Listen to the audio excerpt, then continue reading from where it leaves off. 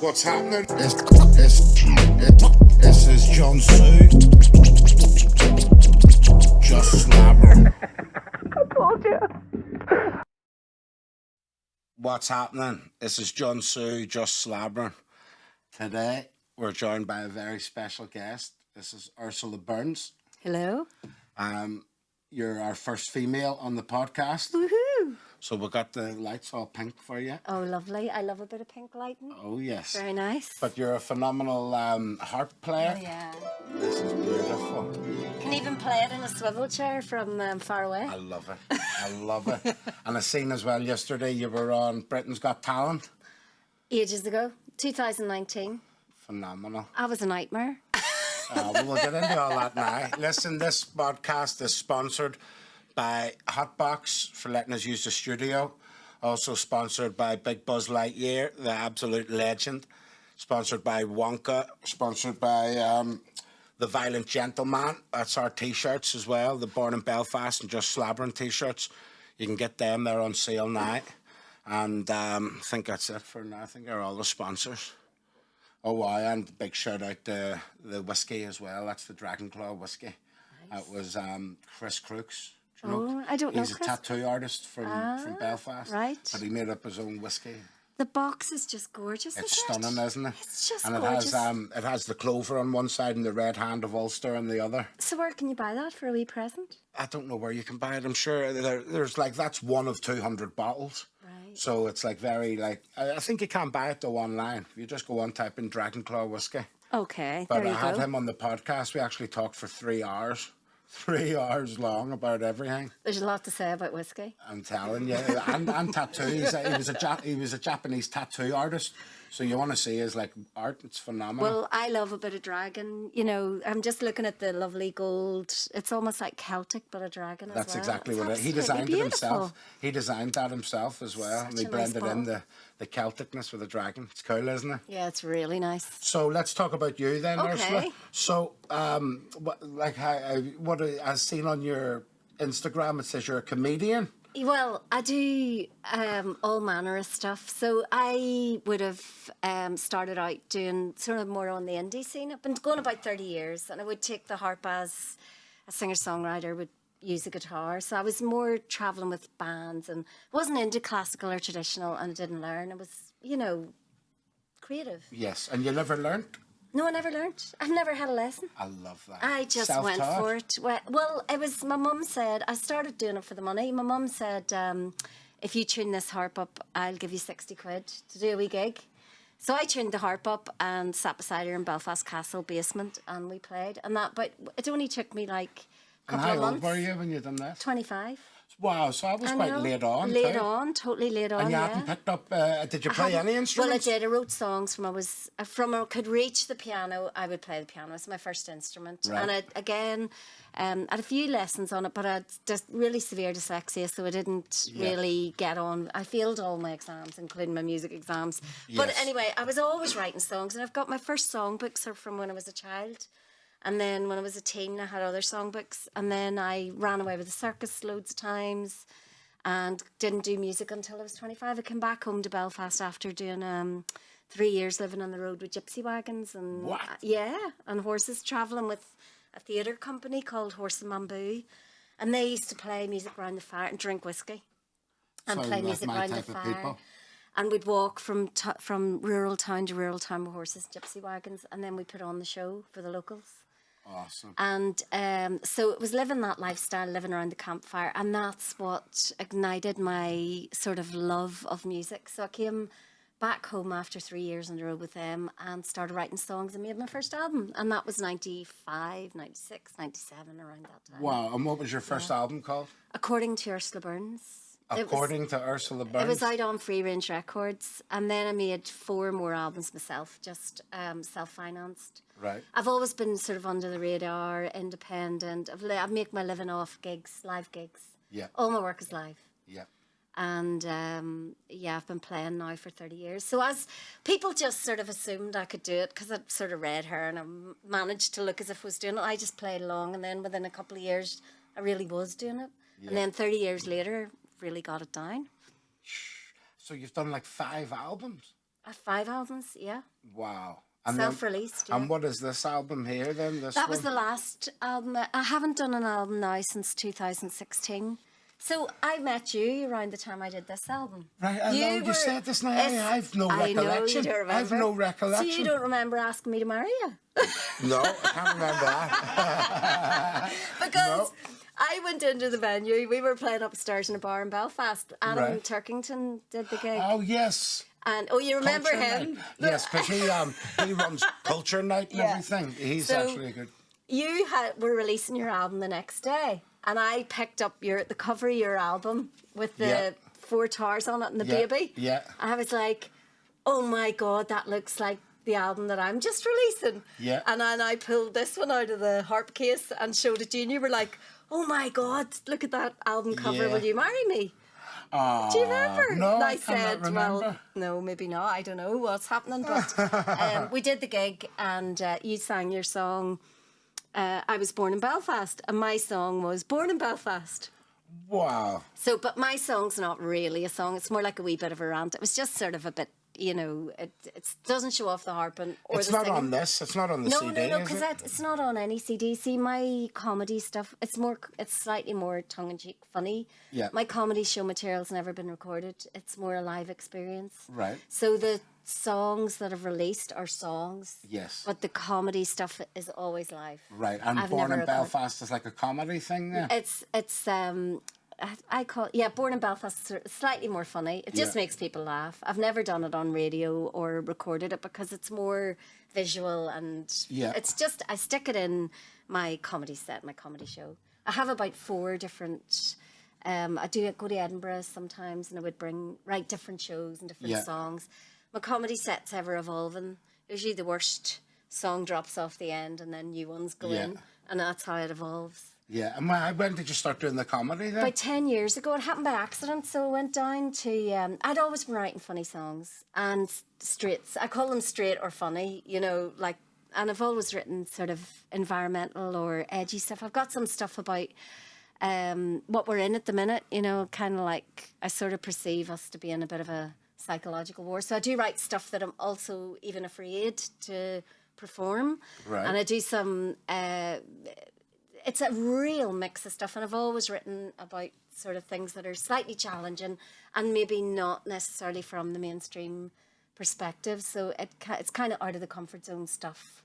I can't remember what you asked me, but was it about being born? No, I was interested about what you were saying. So I want to divulge more of what you're talking about. So, like, what type of stuff would you be talking about in your music then? You said stuff that Well, the last show, I went to Edinburgh Festival. I had written it. It was the year after. It was last year, so it was after COVID. So I was down the rabbit hole before the rabbit hole even existed. In the 90s, I was looking at the sky, looking at, I would write about, say, like chemtrails, about weather as warfare, about like the Green New Deal, and you can turn the dial on the topics, but there's a lot of similar tactics in it, and the language and mind control and all that sort of stuff. So, but I haven't been able to necessarily. When I went last year to Edinburgh, I found myself self-censoring. I was a little bit afraid to completely do all the material I've written. So, because it's cancelable nowadays, so I didn't go there. I did maybe 75% of what I'd written. Mm-hmm. And I chickened out of doing the rest. So I'm a wee bit like that. Do you know what I mean? I'm quite... it's just me running my own wee ship, and I have to keep the ship afloat, and I have to sort of self-preservation in order to keep it going. So, and do you not think censoring yourself? It's hard, but... No, but I'm saying, do you not think it's a bit of like a dilution of who you are? Yeah, because you've only one life, so why not just show everyone who you are anyway? Well, let them cancel you. Who gives a shit? Yeah. Do you know what I mean? I'm getting there. I mean, I did an uncensored gig. I was complaining about this to someone after a gig. I was doing a gig in the community cinema in Newcastle, and I was saying to a guy, Frankie Morgan, he said, I've got a yurt, it fits 200 people. You come, you do your... So I considered to be like mass rocks years ago when there they were stamping out the Irish language, and they used to gather and congregate and say mass in the rural area by a rock, you know, and it was a bit like that. So he arranged this gig for me in the yurt and had 200 people turned up, and he got on stage before I played and said, right, I've invited Ursula here, and I want her to be able to say what she has to say, and if anybody doesn't like it, there's the door, you can talk to me, you know. Yeah. And with that level of protection, I felt, okay, go on stage and do it. And I had the best gig, I had the best night of my life. Come on, doing Chariots of Fire, my truck, was delighted. Love it. I was totally delighted. So what I'm trying to say is, yes, in an ideal world, I would be 100% authentic and always do the material I've written. It's just not that easy, and it's just me. Look at you, John. You're a big, tough bloke. Anybody says something to you, you can just deck them. Oh, but I don't know. There's a power about you too. You still have a power about you. There is a you power know? about me. And it's not all about fighting. Like, very rare I would have to deck anybody. I know. I don't have to punch no one. Like, a lot of the times you just... What's the chance this is someone coming up to you and say, here, I didn't like that line. I didn't like what you were saying. Now, are they more likely to do that? Are you? I know what you mean. Like, I know, but the truth is, you know, the way I see it is, you know, yeah, you have to be, there's always going to be someone who's going to not like what you're saying. Most of the hate is online. Yeah, you know, yeah. face to face. If people see you and they don't like you, they're usually just not saying nothing. Yeah, it's true. I don't think I've true. ever had anyone coming over to me and saying shit about me, you know, to my face. Well, look, here's the thing. I think growing up, like I grew up in Belfast. I was born sort of on the Falls. Went to school in St. Louise's, and I think I just have. It's not that easy to just be completely 100% authentic in this society when you're not following along with the mainstream thing, right? Yes. So it's a process of confidence and time and self-preservation and learning, all in a delicate balance. Yeah. And I'm becoming more and more and more authentic as time goes on. And I find my courage in some moments, and I chicken out in other moments because I'm a human being. Yes. But I always aim and aspire. It would, you know, I do have my mental arrows set there that I will get to that point where I just feel like I can say whatever I want. Yeah. So we were talking about the lockdowns and all. Oh, yeah. And when you messaged me the other day saying about doing a podcast, I scrolled up because I remembered you, and I thought, I remember this name, Ursula Burns, and I scrolled up, and the earliest correspondence that we had on Facebook, it was in 2020. And you sent me a message saying, thank you so much for defending me. You defended me online. I don't know what that, can you remember? I can vaguely remember. I'll not go into it too much, but I'd been vocal before I'd shut up on, like, I tried to like rattle the cage. I was trying to sort of warn people about about the lockdowns and everything else. It was more about the agenda, the facts sort of thing. And I was very much like, I've got to tell everyone. You know, and I got completely annihilated. Like it was a pile-on, you know. So people were piling on and attacking me. Online mob mentality. I got kind of attacked, and from a lot of people I knew as well. So it was it was quite hurtful, and I was real like I feel. We're talking about it now, I want to cry. That's what I'm saying. It's so annoying. So you come in. And you backed me up. Yeah. And you weren't the only one. There was another person another few people who I remember at that time who just, and, you know, I was struggling just like anyone else. I'd lost my income, lost all my work.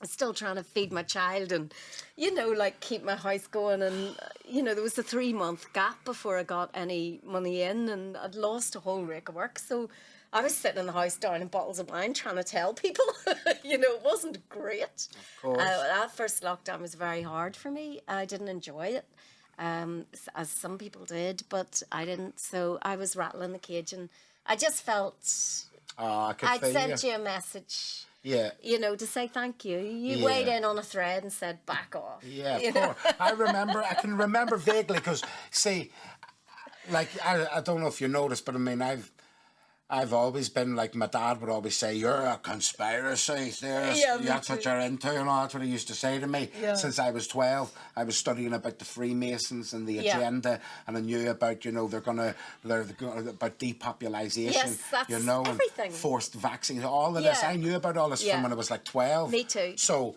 like when I seen it all, Me too. happening, I was like, I was blessed because I was living in Spain. Okay. And we were like, I was managing a cannabis social club, so we were there, and we didn't give a fuck. Then we were just said, we're not having no lockdowns. Funny enough, I self-isolated myself before any of the lockdowns. Yeah. I was just growing, waiting, like chilling and smoking and relaxing, doing my own thing. Didn't really care about socialising. Just had my dogs, me and my big doggies. But then you see when when they started to say no, stay at your home. That's when I said, fuck this, I'm going out. Then I became more social in the lockdown than they ever had been. Started having parties at the Cali Cave, getting about 50 daiquiris and all for all the lads, because I knew it was a lie. There was an agenda, and it all even came out with the politicians. Remember, they were all ended up having their parties and all. I know. Well, look, the first thing, when it happened, when it broke, the first thing I did was Google, like, bioweapons lab Wuhan, you know, before any even discussion of that happened. I was like, instantly, because look, I was in the library, I knew Bill Gates' name, I was in the library 20 years ago, before I had my son. I was in the library reading the damage he'd done, and I knew his name, and, you know, I knew about that stuff 20 years previously. You know, I'd stopped taking antibiotics from the doctors, and of course. I was looking into my own, you know, was always into alternative forms of health and healing. So when it happened, you know, I couldn't actually find the research that I'd done 20 years ago because it was all censored. And that's what I was trying to talk about online. That time I got attacked and you defended me. I was trying to say to people, look, this research has all been censored. And everything gets censored. And this is like, and then around 2020, that's when they went OTT on the censorship. So funny enough, I'll tell you this as well. I had my Instagram account. I was making music, anti-lockdown music. And I was sampling like famous doctors who were speaking out against it and saying this is unscientific. What you are all doing is completely mad. I don't understand how the whole world governments are all doing this unscientific, totally unfounded lockdowns and, you know, all of this. So when I sampled that, then I was constantly talking about it and sharing information on my stories. Would you hear what happened? I went to go onto my my Instagram one time. Logged me out, and then when I clicked, it came up, boom, a message came straight up on the screen, and it said, if you continue to talk about share information, didn't say misinformation, said if you continue to share information that discourages people getting that, then we will permanently delete your account. And I had like 20,000 followers, and I was thinking, it's my music account. So like you were talking about being authentic, I realised I had to back off. And if I was ever going to talk about it then, I had to do it subtly and not mention it by name, speak about it in code word. You know, and I was thinking, like, what does it come to when you can't even speak about... Well, this is what I'm talking about. There is a damage limitation. You have to weigh it up and work out what is the personal cost, and also what is the financial cost or the social cost to being authentic. You know, you really do have to manage it. So that was a good choice, you know, just to say, well, what I learned was that there's places that you just don't talk about it. Well, I was very blessed too. You see, when I released my anti-lockdown music, if I had have released it 2 weeks later, it would have all been deleted. Right. But I released it before they locked it all down. Right. So I had some raw stuff in there too that's still there. You with me? And that's why I kept it. And it was like I was blessed. And it just stayed there. It has like 70, 80,000 views.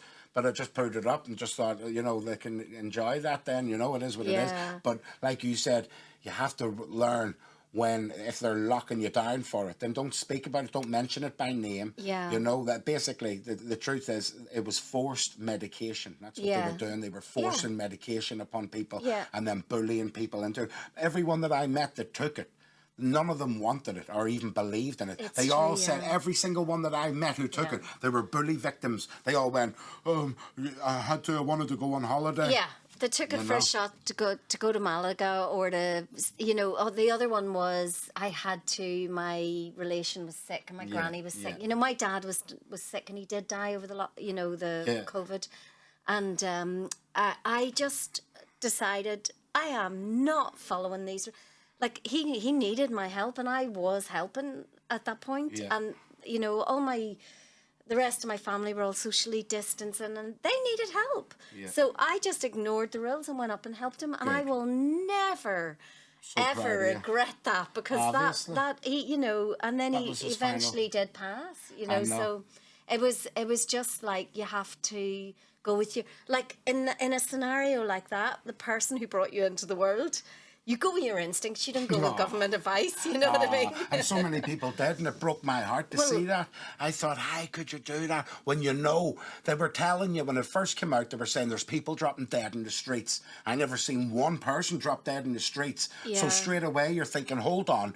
You're talking all this bullshit about misinformation. Well, there's the misinformation. The very first thing you told me about it is misinformation. Because not once did I see anyone drop dead in the streets. Well, you know what I mean? I was afraid in the first 2 weeks because I thought I thought it was a bioweapon, right? But because I thought it was a bioweapon and I knew they were doing it on purpose.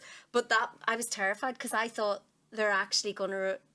I thought this is depopulation. I was literally like, for the first 2 weeks, I was actually terrified because I thought I didn't they are going to kill people. I went and bought a 12-pack of Corona. Do you know what we done? This is the truth. We bought Corona beers. We were going to Barcelona for the, what do you call it? And that's where we met Buzz's mate and all. That's the connection to Buzz Lightyear. Oh yeah. What was his name, bro?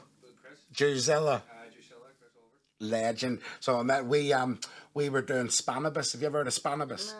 So Spanibus is it's like a festival in Spain. All right. And it's all about like a cannabis festival in Spain and Barcelona.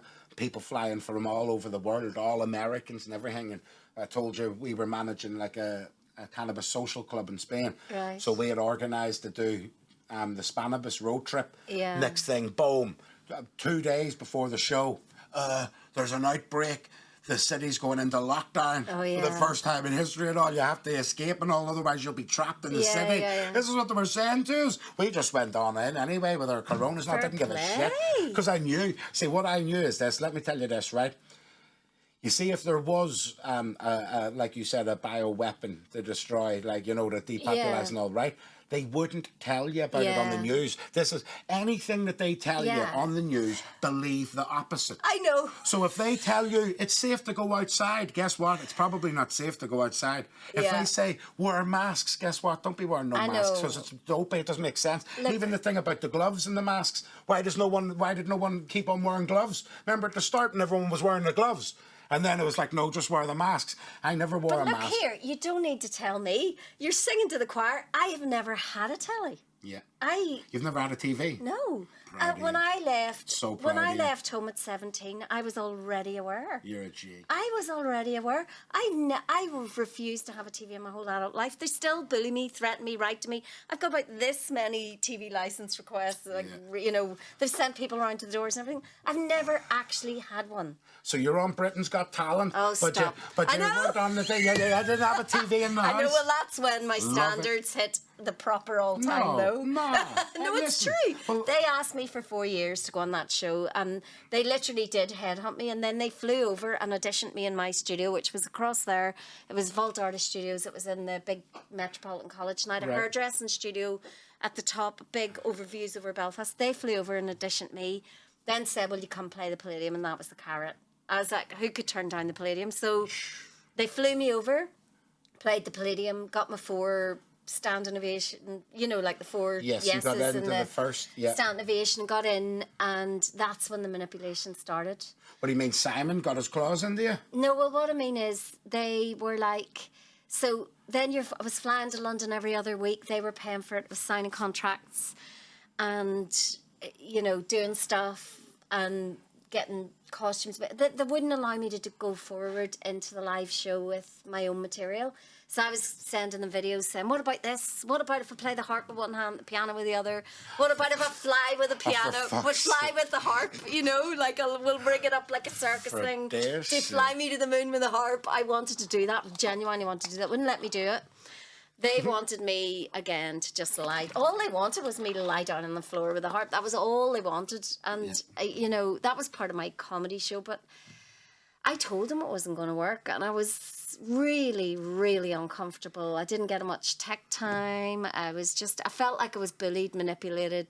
And I tried to drop out. And then I was contracted in. And then I self-doubted myself.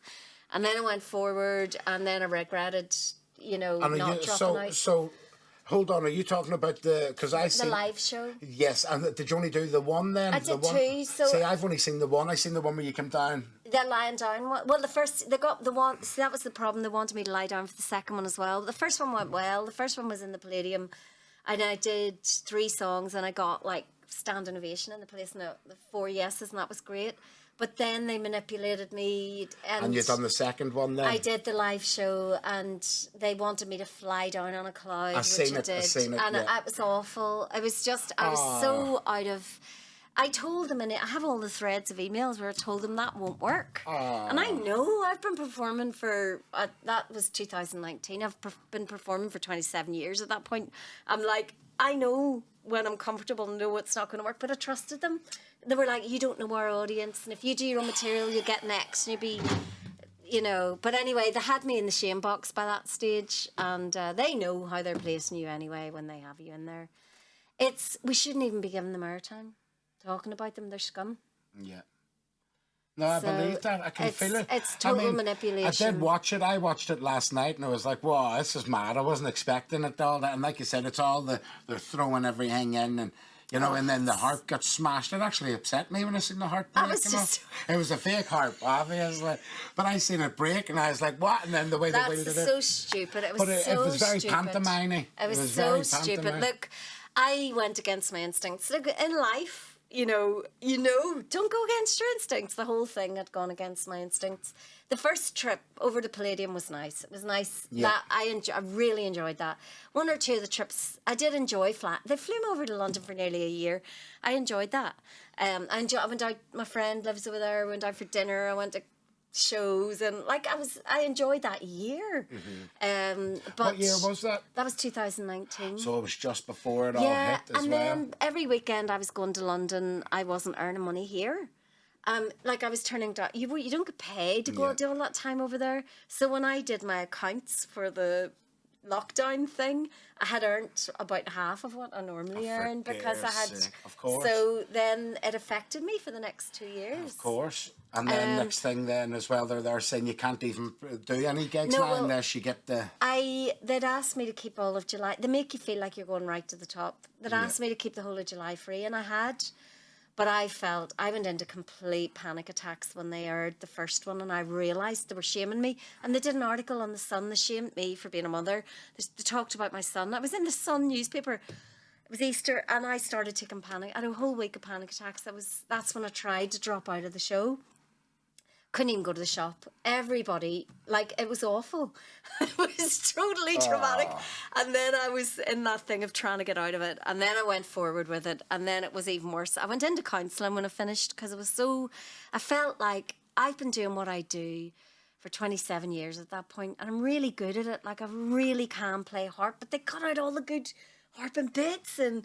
Like, I just felt like I had blotted my copybook for the first time. And it was unfortunate because I've been independent. I've been keeping my ship afloat. And I felt like it really did. Because what I noticed was that was the point in time when people started crazy shaming me. So I meet people in the street and they go, oh, you're the crazy, you're the mad one, you're the crazy one, you're the bonkers one. The language of people... And was this because you were speaking up against... No, this was because...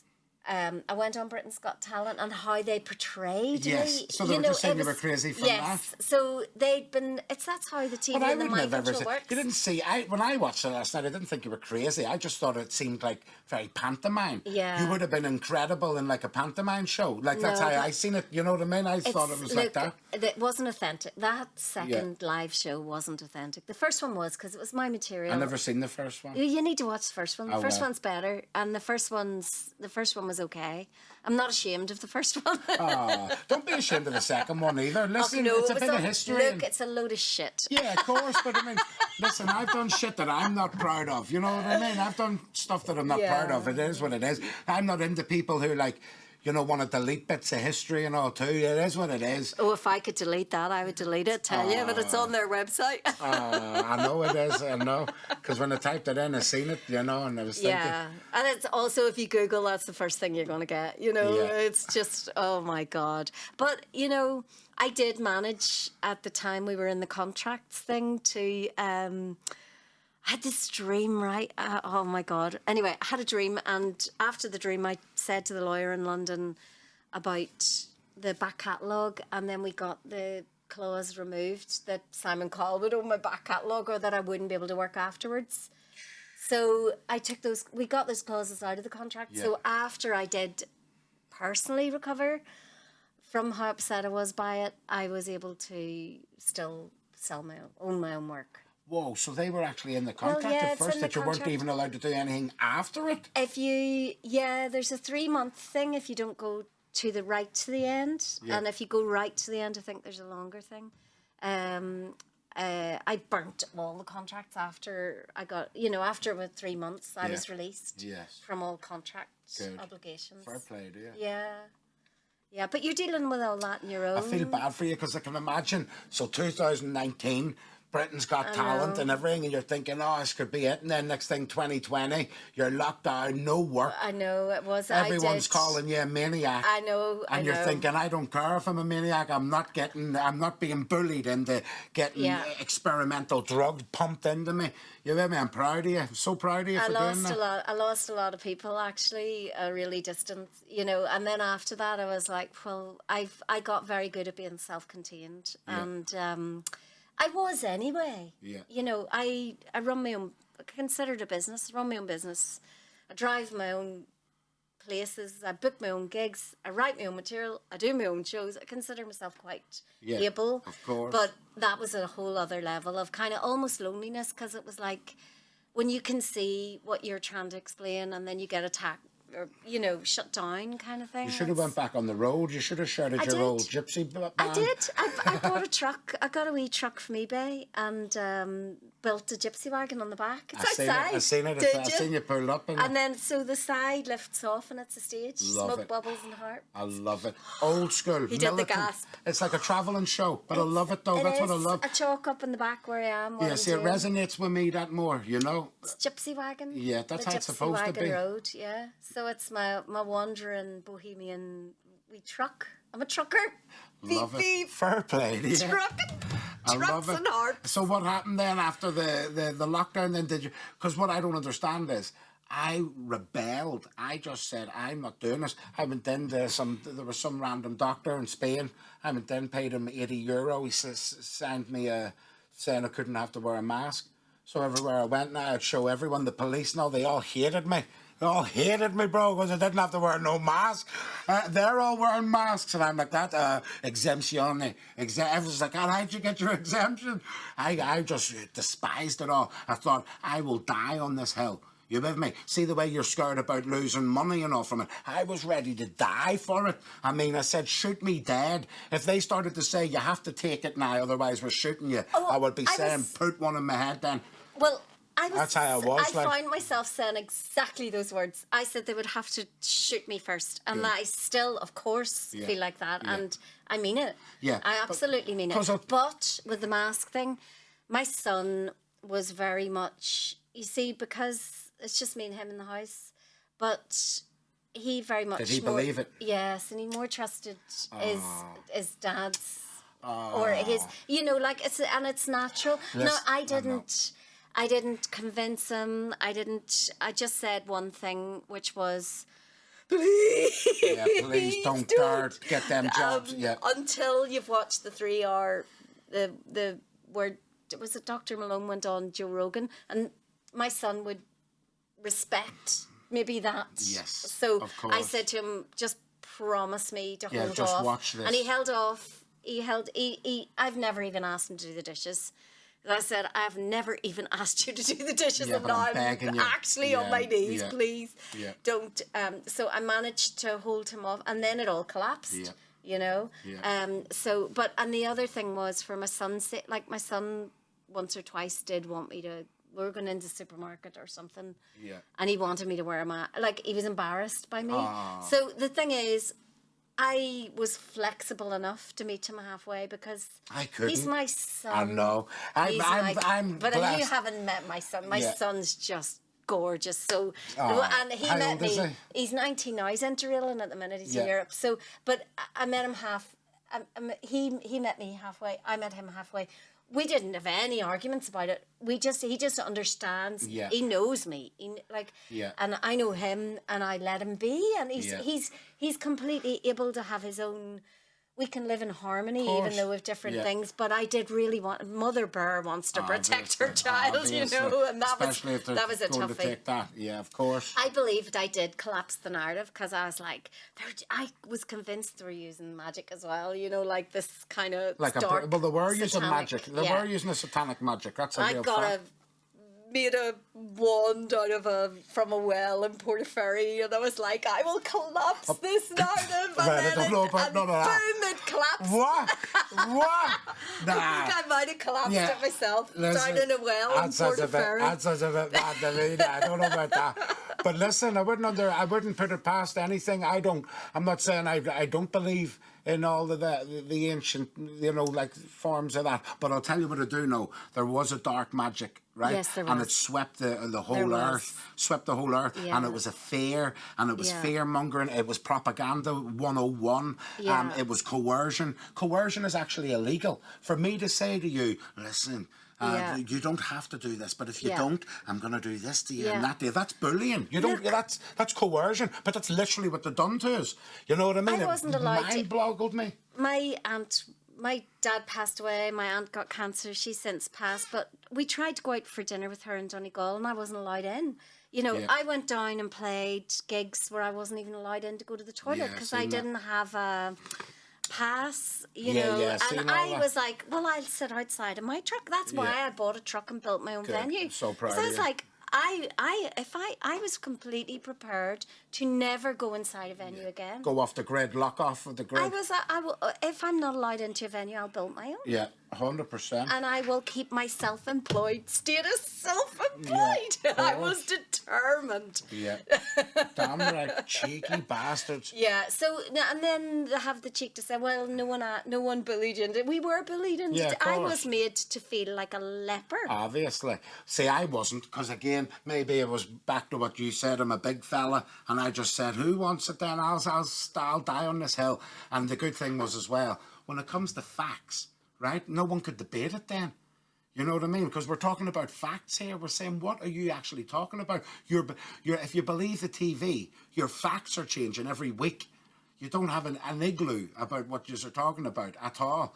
And yet, it's interesting because when like I said, I studied it for years. So when I seen it, like, see the first 2 weeks and you said it was a fear thing. A few people did get scared at first. Yeah, I knew instantaneously it was a red flag, propaganda, so fake. And I could just feel it. And I remember people... I knew before, though. But I'll tell you what I knew wasn't fake. I knew what wasn't fake. Right? And even if some of it was, I'm talking about these, you know, because I'll tell you this now. My brother's father-in-law, he lived in Spain with us, and he was like my best mate. And he was, like you say, he was like 79, but he was youthful. You'd think he was 29, you know, and me and him became best mates, and we were there karaokeing together, and he got me into singing, loved him, but he got bullied into it. He said to me, I have to take this. They're saying I can't ever go home and I want to go and get divorced or not. So I says, Cock, please don't do it, Cocky, please don't. He done it. And what happened? He got deadly sick. And then on his deathbed, he said to me, I should have listened to you, and my brother. I've had from other people. I've had people say to me, you know, I'm so sorry, and I should have listened. And I've seen people, you know, young people. Oh God, I can't even say, because I've also seen some people die who, say for example, they're young, but they're like they still didn't even understand that it was. Yeah. We'll have You to might have delete cut that. that out. Yeah. Sorry. We'll cut that out. Sorry. Oops. No, don't worry. So anyway, they didn't believe. So that was what. It's still. It's almost like even in death they couldn't see it. Yeah. Or the people around them couldn't see it. No. Yeah. So then I stopped. There was a point when I'd tried to warn, and like I just moved on to different topics now. I can try and warn people. My whole thing, and I have material about it, is that they project the whole climate thing onto us, right? But I was aware of the chemtrails from the 90s. Yeah. I was aware of weather manipulation and HARP, HAARP, and I've written songs about it, right? Yeah. And then the whole thing is, we haven't had a debate, because if half the stuff is covert, if the covert operations aren't being discussed, and there's an electromagnetic aspect to what is going on, and they can control the weather as manipulation, we haven't had a debate on climate change. Yeah. You know? So that's what I write about, and I've got a lot of material about that. I've done a lot of environmental work over the years, and I've got lots of material about that. But so I just have shifted the... You see the same tactics going through the different isures as well. Yeah, of course. Well, it's all the same. Everything. It's the same manipulation. Yeah, and it's the same tactic. Yeah, because it's the same agenda. Yeah. There might be different strands or different threads, but it's all the exact same manipulation. Yeah. And it's all, when you study it all, like, I don't even know if you know about this, but have you ever looked into the flat Earth? No, the flat Earth was the most... I have a friend who's really into the flat Earth, and I didn't get it. And then one night I went to sleep, and I literally woke up and went, outer space could be up, outer space could be outside, outer space outside the ice wall. And then there was the language. You see, I get things through language. Yeah. So it's not so much that I know after I had that kind of, it's like a mental shift. So you're programmed to believe it's all round and there's above. And then of all the topics that I've naturally known, it didn't matter to me whether the Earth is flat or round, right? Doesn't matter, because I feel like we're fucked. We're in what we're in. And we've got to get off the planet, and it doesn't matter to me. Literally, it's saying. The one that's not...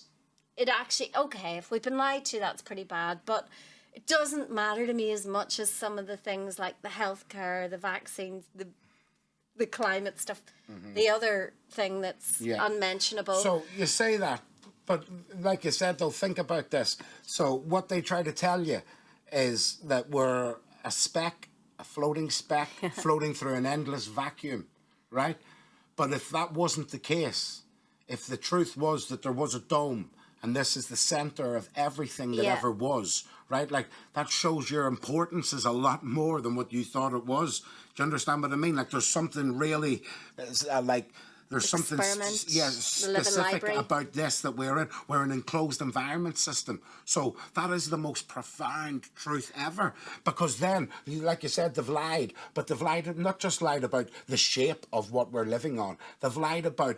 The concept of space doesn't exist. Yeah. You see this endless vacuum, right? Scientifically speaking, that cannot happen. There needs to be an impermeable barrier between a vacuum and a non-vacuum. You can't just go up and up and up into the atmosphere and then pop out into the endless vacuum of space. That's unscientific, and they know that. And then the Van Halen radiation belt, they say that we can't go further than a certain part because that's the truth. I do know that there is no such thing as space. And they've lied about all of it, you know? I was always very uncomfortable with the notion that it was just like this sort of void of space and that we might... And it keeps growing. Like, we're not alone. And it keeps growing. It didn't make any sense to me. What doesn't make really sense. made sense to me when I had that night where I went to bed like sort of normal, woke up the next day, I went, oh, I get it. It was like a shift in shift in consciousness of something where I understood it. Yeah. It made sense to me on a 3D reality where I did go in and look at some of the maps, and lots of the things made a lot of sense Yes. because I knew Asgard, Yeah. Gemini. There was all these things, Yeah. Land of the Clouds. That makes Yeah. a lot of sense. Yeah. But what really made sense to me was I have for years been interested. I liked following Carrie Cassidy's work, who was doing it's Carrie Cassidy, Right. Project Camelot. She did a lot about super soldiers and the secret space program. Right. So, okay. and I don't think her perception would be flat. Yeah. But what made sense to me, she goes into military stuff and dumbs the military bases. She's talking and about how- Project Bluebeam. Yes, she talks over the I know who years. you're talking about She now. has loads of Yeah. guests, and she would like, I would have an open mind, so I would listen to people's things, but I don't necessarily need to believe it. And I don't necessarily even need to make up my mind. Yeah, of course.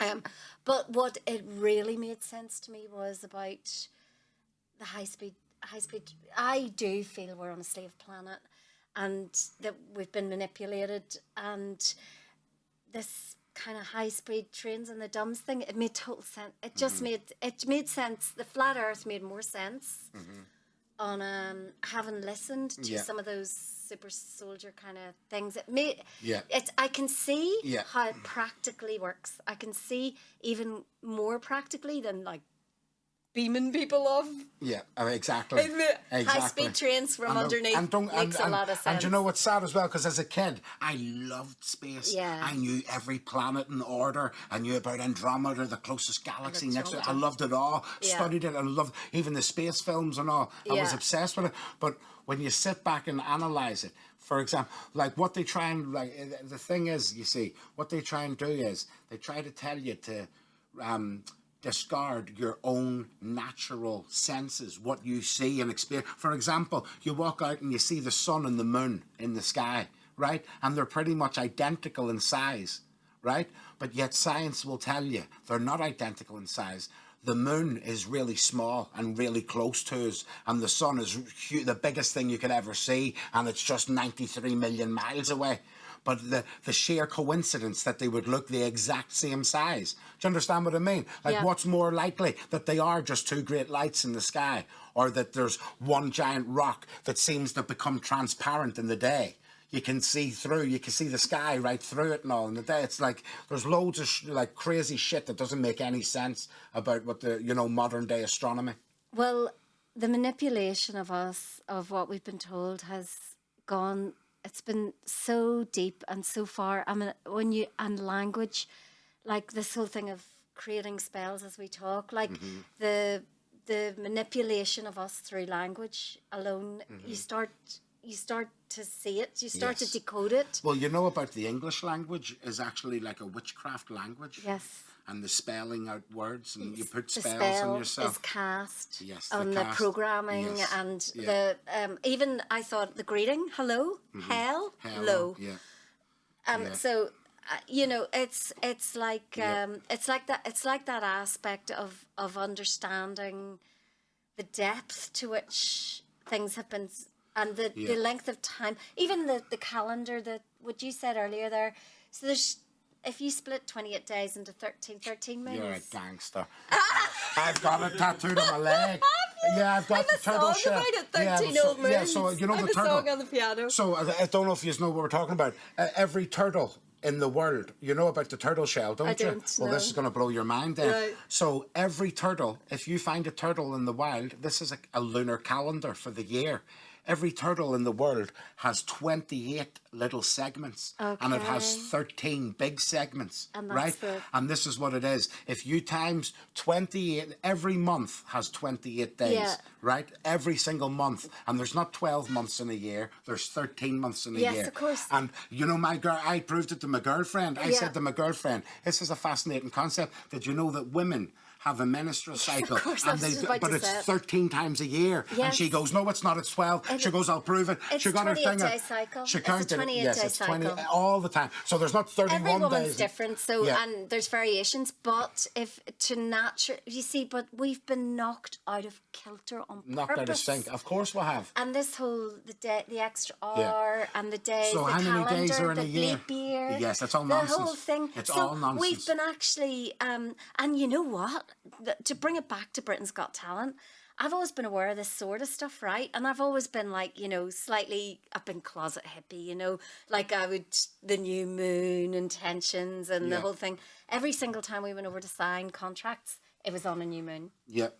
Those big corporations are working with this stuff. Of course they are. They are working with this stuff. They make it so the thing is you're made like even with homeopathy and all these things you get totally ridiculed. Oh, it's just you're undermined Yeah. and ridiculed. Yeah. And yet they've knocked us. They've knocked us out of our natural cycles, our natural rhythms. For example, octagon, octopus. How many? 8. October. What month is October? 10. That's Huh? ridiculous. Why? So Yeah. get on this. Listen to this. September. You do uno, dos, Seven. tres, cuatro, cinco, Seven. seis, huit, nueve días, right? Yeah. So September, that Yeah. should be the 7th month. Yes. It's the 9th, right? Yeah. October, that should be the 8th, but it's the 10th. November, nueve, Yeah, no, 9. that's 9, but it's the Yeah. 11th. And then the decimal. Yes. December is the 10th 12. month, right? Yeah. This is now they're throwing us all off sync, Yeah. and this is what doesn't make sense, right? There's 13 months in a year. Even when you look at our months, they're all named after July, the month I'm born in. This was Julius Caesar. Yes. Augustus Caesar, right? So these the July months, the summer months were added in from the Roman Empire, the Roman emperors. Right. Right. It's all crazy nonsense bullshit. Yeah. But what you have to ask yourself is this: what is the purpose? Why are they doing this? It's the same with the flat Earth, to make you believe that you're on some ball floating through an endless vacuum of space. You mean nothing. You understand what I mean? Yeah. And the same with the time and the moons. And they've Yeah. lied to us. There are 13 distinct moons Yes. in every year. I have a song, You know? 13 Old Moons, and it's You're a about G. that. You're a It's gangster. about that. Yeah, I love that. I love no that. one's ever called me a gangster before. Yeah, yeah, that's a compliment in my Oh circle. my God, In some complimented. circles, it could be classed as a diss as well. Like, he's just a look, dirty gangster. I'm the dangerous harpist coming from you. That's a compliment. Nah, I loved it. So, what was this gig that I first met you at? It was from Adam Turkington. He does culture night and everything, doesn't he? Yeah, he booked us, and you were doing. And did I perform at the same gig as you? I was born in Belfast. You're the shotgun shell blast. Well, you give me the CD, and I at the time it must have been years ago because my son was It does about ring 10. a bell. I do remember. Oh no, because it was 2016. Yes, so I So- released mine 2 years earlier. I released mine in 2014. Well, that's when the gig was because you were bringing yours out the next day. But I showed you the album work, the artwork for that Yes, album. and wow. So, but because I thought it was so it was 2014. My son, so I think he was only 10 or 9 at the time. Yeah. And I came home with your CD, and I still had a CD player in my car. Well, I put it in, and we drove the whole round Ireland. We had that CD in there for about 2 years. Loved it. And he would do it and all. He loved it. He loved that song. So there you go. He I'm loved it. upset that he should have listened to some more of my lockdown music, he's my not. anti-lockdown Look, music. You here's should have the said, see thing. that born in Belfast rapper, he's all anti-masks and No, all. here's the thing. My son just doesn't. I think I put him off music well and truly firmly. He's not. Look, he's into film and he follows his dad's path, but it's that would not even have changed his mind. He's Yeah, just. And he'll come to whatever conclusions. Oh, of He course. could, live and let live. In his reality, that's Yeah. the way it is. And In that- my reality, this is the way it is. Yeah, see me with my wee daughter, like, I'm just her mate, you with me, and but I always tell her the truth. I've never lied to her. Yeah. Never. Even about Santa and all. I don't believe in Christmas, right? You see Yeah, this festival, Satan. this pagan festival. Yeah. I always said to Emily, 21st. I buy your presents. I'm your daddy. You with me? There's no man that climbs down the chimney at night. I Well- just used to tell her the truth. And you know what? I think she thanks me for it because she knows my dad always tells me the truth. He doesn't lie to me. Here's You know the what thing. I mean? I was kind of wanting Max to fit in. Like, I didn't want to make things... So I wasn't going to say to him... Like, the whole flat earth thing for me was only very recently. Like, in the last month, it started to, fall into place that it's a possibility. But even if he was growing up, I wouldn't tell him that because he's got to engage in society. And I know how it is to be ridiculed, ostracised, shut down. And I just feel like I wouldn't cause that conflict in him. So what I did with Christmas was I just got into the magic. Before he was born, I didn't really like Christmas very much. And then I was like, if you can't get out of it, get into it. Yeah. So I got into it. So I was like, and so it was all about the magic. It wasn't about the commercial Christmas of lots of presents or anything. Yeah. But I did roll along with the Santa thing because it was just magic. Yeah. And then my son said to me, Mom, you know the way the tooth fairy's not real, or the what a fairy, the Easter bunny's not real? And I was like, don't ruin it for me, don't ruin Christmas for me. So he had to play along. Even now I still play along with it because it's just this is the thing we play along with. I'm going to tell you the truth. I would still obviously spoil my daughter at Christmas, and all. Even last Christmas bought her a fucking iPad and an iPencil and loads of makeup and all. She was all into it, but I got convicted afterwards. I just felt in my soul, I thought, this isn't right. There's something scary about this. It's like it's an ancient pagan festival that goes back, predates Christianity and everything. So even like when like when St. Patrick and all came, and the original missionaries trying to like christen them, the ancient druids and all, they said even the ones that were all becoming Christians, they still couldn't get them to turn away from their annual pagan festival, their drunken festival in the winter. And what they would do was everything got turned on its upside down in at Christmas. So there was mass orgies, and the mistletoe, kissing underneath the mistletoe. Now we've like PG'd it up. But in the old times in this festival, it was like mass orgies, also being kind to the poor. Because usually, the poor done what they were doing. But at Christmas time, at this festival, you would look after the poor, give them stuff, give gifts, bring in trees, adorn them with gold, bow to them. All of this is like... So it was a tradition. It was an ancient pagan tradition. And then the church said, if we can't beat them, let's join them. So we'll rename this ancient pagan festival Christmas. We'll pretend that it's Jesus' birthday. Right? Listen to this. Let me tell you this. In ancient like the ancient Israelites, birthdays, you don't celebrate birthdays. Celebrating birthdays is a Western devilish thing, right? It's like it's a ritual. And the old Israelites didn't worship birthdays or celebrate birthdays. So even saying it's Jesus' birthday and all, it's a weird concept. But look, it was originally on the solstice. It was on the 21st. Even like that thing we were saying about the 13 moons and putting everything out of cycle and disrupting us. Moving it to the 25th is another aspect of that. The date. Yeah, but Jesus was never known to be born on the 25th. They actually said Jesus was born on, they actually say in September. But I take everything with a pinch of salt with that, because like...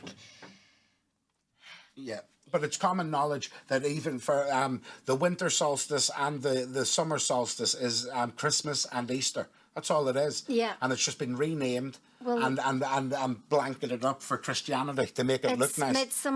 Midsummer, the Easter is the spring equinox, then the winter equinox. Yes, that's the what equinoxes, isn't it? So from solstice to... We live in a rhythm from solstice to equinox. Yeah. It's a song I have, but it that is the natural rhythm of the cycle of the... But it's the holidays and festivities have been distorted, you know, and the whole bringing in, it's the alcohol, you get the ritual of it. It's like, it's almost like back to what we were saying earlier about the manipulation we've been under. That's part of it too, that we get blitzed out of our mind at these potent times that in ancient times they would have had a ritual. They would have been raising their vibration. They would have been literally being spiritual, you know, and all that's been put out of kilter. Yeah, it has. On purpose. Yeah, it has. On purpose. Yeah, it definitely has. So do you believe in God? I think I might be Gnostic. No, I don't believe in God as in, you know... Yeah, the big man in the sky with the beard. And I've been writing songs about that for years.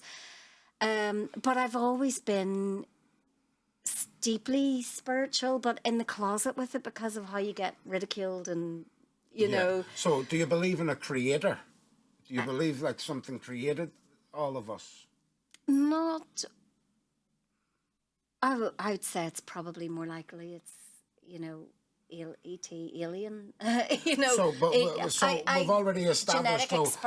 Genetic experiments right, and but hold DNAs and all that. I think actually, surprisingly, I'm probably more scientific on that. So when you say level. alien, do you mean, are you still thinking about not space, alien, different you see, planets? alien, when I say, I can use, because my jury's out with this one, I can use my mind in both ways. So I would say you look at the whole concept of like, say it is a flat Earth, say there's like the darker places, the clone of Earth and the second Earth or the Nibiru or whatever, then there can also be like higher vibration places like Andromeda, or so instead of being out there, there may be flat. It's just then outer space would be absolutely beyond the ice wall.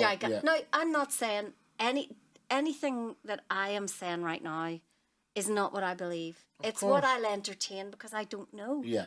So I can't fix my belief. That's the key to it, yeah.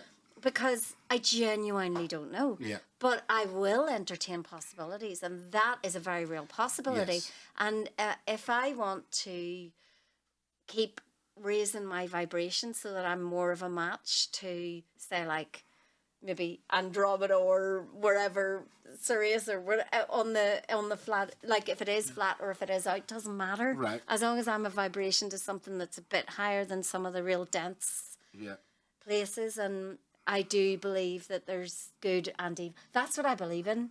I believe there's good and I believe there's evil. Right. And I believe that's in and out. And then do you believe there's good people and evil people, or do you believe there's evil and good in everyone, or what's your both? I think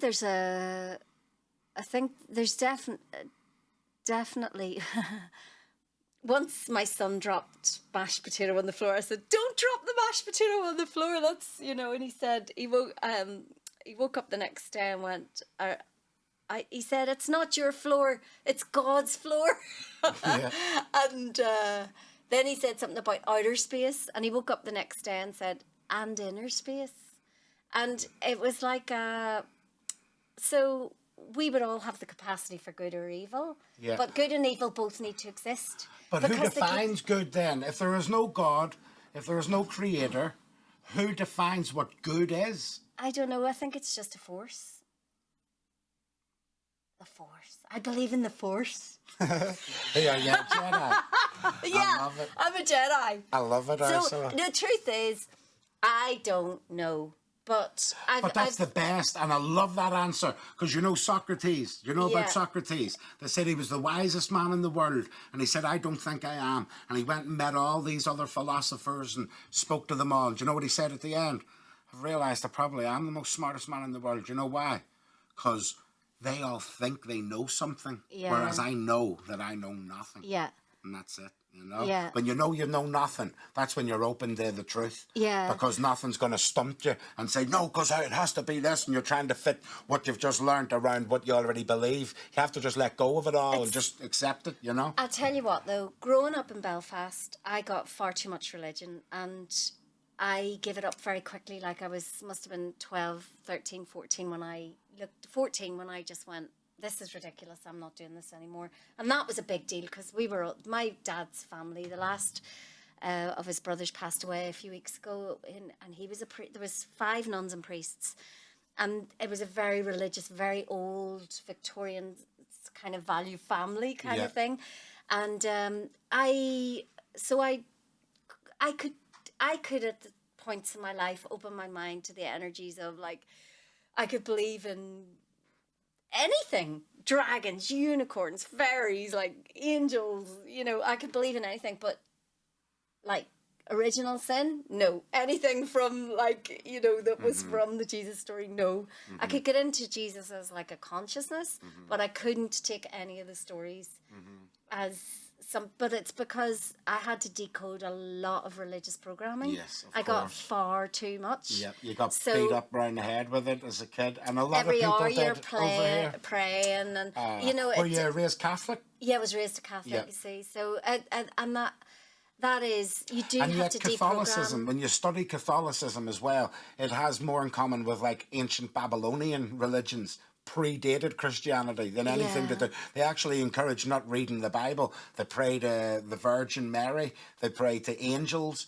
There's statues of, and you know, in ancient Babylon, 4,000 years ago, there was a sort of a Catholic church, and there was the Virgin Mother holding the baby child, and it was Semiramis and Nimrod. Did you know this? And this is know, but before not Jesus much. and all. Fascinating stuff. Yeah. Fascinating. But you know about King David in the Bible? Was this he tuned his harp and played his harp?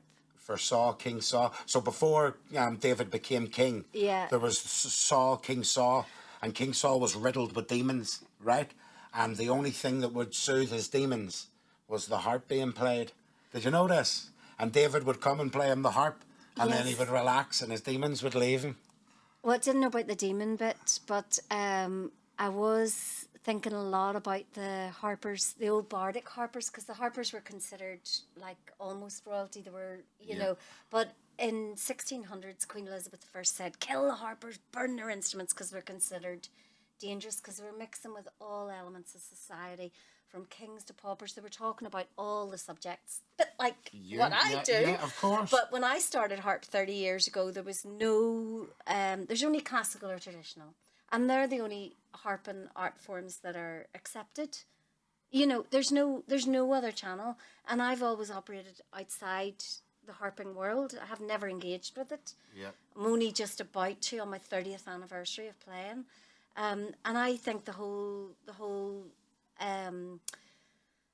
older, I think we've lost something in the harping culture, you know, from it got in the 1600s. There was a big stamp change as well, because that's when they were stamping out the Irish language, and there was a change, there was a shift in the culture, and I think it was a mirror image of what we're going through now. Yes. I think they were losing their culture, they were losing their freedom, and I think the harpers of the old would have been bardic and sovereign and magical and all the things we've been talking about, and you know, and so I think for me it's no accident that 400 years later I'm here at this point in time, and what we were talking about earlier about how you see through certain things and other people don't. What struck me the whole thing during the last few years is why we were isolated. You know, like I've felt, I know you find people to hook up with and they probably had a similar philosophy, but I was very much isolated, and I felt the people who I was connecting with, who were of the same mindset, were also isolated. And it was just interesting to me that we were sort of placed, you know, and it seemed to be every 100th person I met was someone who understood what I was talking about. And that was just interesting to me, but it was very, very, it was very strengthening, but it was kind of tough, wasn't it? Well, I'm very proud of you for overcoming it. I am indeed. I definitely am. Well, it's been hard to be honest, you know. Of course. Well, you keep her lit. I wanted you to play. So what are you saying? What are you going to do? I want to do the other one because. Which one? So I want to do the one about what happened when the lockdown happened. Here is this. What is this? Is this wood or what is it? This is wood. Yeah, this is Paraguayan harp. Gustavo in Paraguay makes all my harps. It's really beautiful. I'm just changing key here to do this other song. Some keys to change in it too. Oh my God, so much. You didn't even see what I did on the other side with the leaders. I'll move it forward so that I can reach it. Is that a good idea? Oh, yes. And what's this called then? This one's called Reflexology on Zoom. So when the lockdown happened and I lost all my work and I was starting to drink bottles of wine and I was really upset. I've I had one room. I had a kitchen overlooking an army barracks it was just off. I didn't have a garden. Yeah. So I signed up. The song will tell you the story, but this is about that first lockdown. I wrote the song.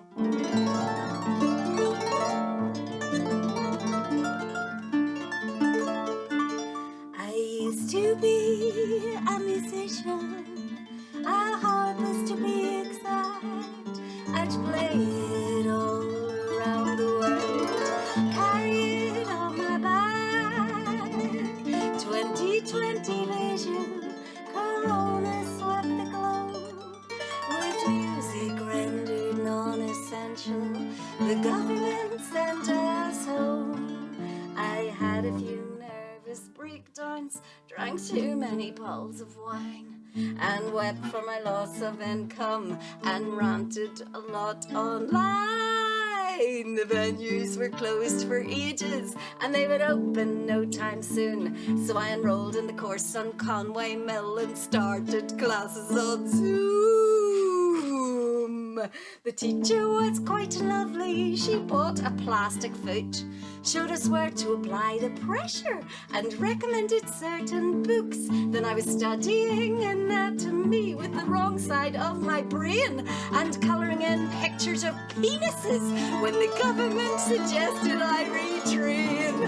I hit the high dough of fury. I'm a harpist, harping's what I do. But I've started this course in the Conway Mill, so I might as well push through.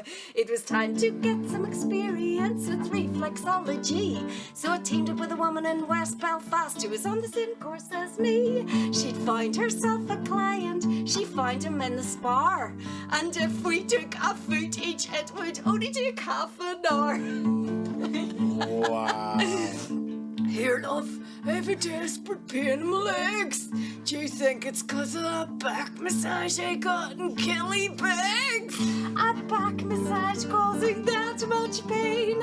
I'm not sure I agree. Oh well, then, love, must just be the bullets in my knees. Aye, you've got bullets in your knees. Oi, I'm waiting on a scan, but sure, here pains wee buns when you're a West Belfast born. Not right, John? And how long have you been waiting? Since 1981. And with this old coronabollocks, can't even get my normal outlets of fun. Well, the moral of the story is you can't learn anything on Zoom. And if you press too hard on Belfast knees, bullets ricochet around the room. We all know reflexology was invented in the past, but I'm pretty sure the creator had never been to West Belfast.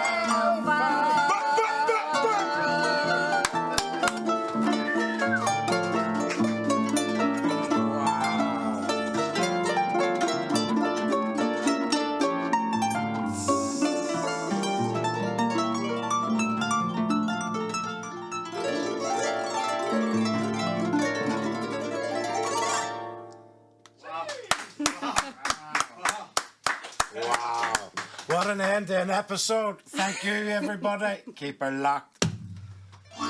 Wow. What's happening?